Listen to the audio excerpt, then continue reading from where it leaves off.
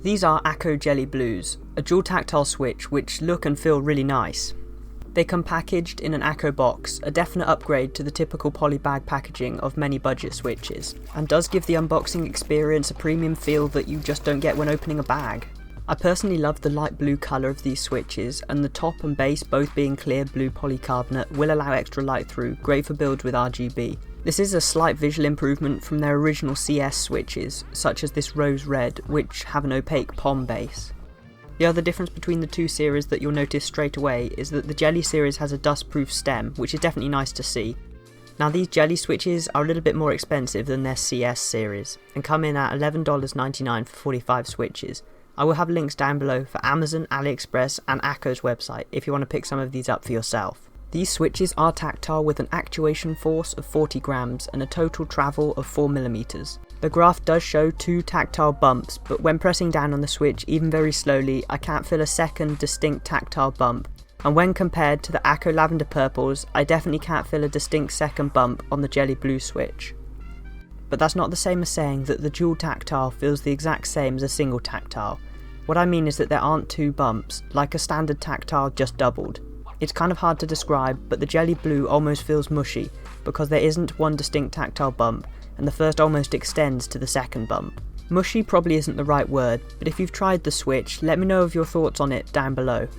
Although it's a bit of an odd switch, that definitely doesn't mean that it's a bad choice, and is smooth enough that I've used these unlubed for the last several months and been happy with their performance. For this to be a fair test, I lubed 3 switches with Krytox 205 grade 0 to directly compare to 3 stock switches. But just before that, let's check out the internals of the switch. Clear blue polycarbonate top and base, stem made of POM and a dual stage long spring.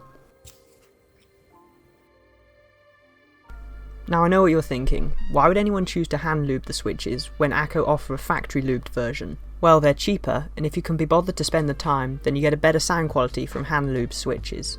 But if you're like me, and well, drop stuff, then you might want to pick up the pre-lubed versions. After the minor yet permanent staining of my new studio background, and a reminder as to why lubing switches can be a bit annoying, the 3 switches were done and ready for testing.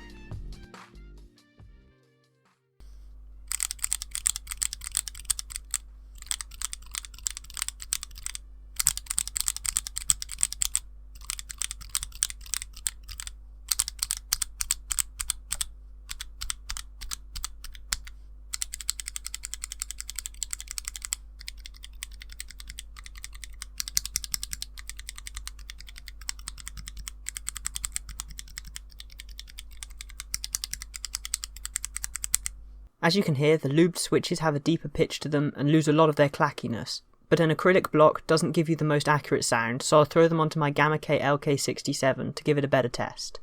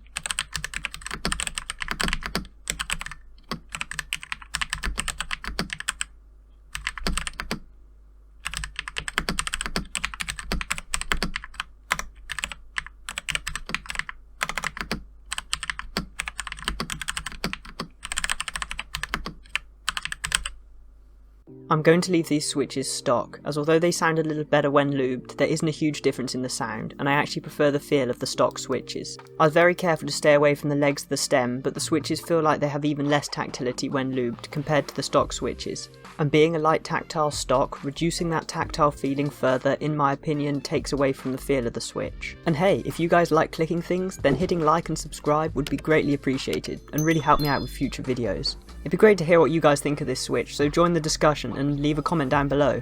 I'm going to leave you guys with a quick sound test of the 3 switches I lubed, and I'll catch you guys in the next one.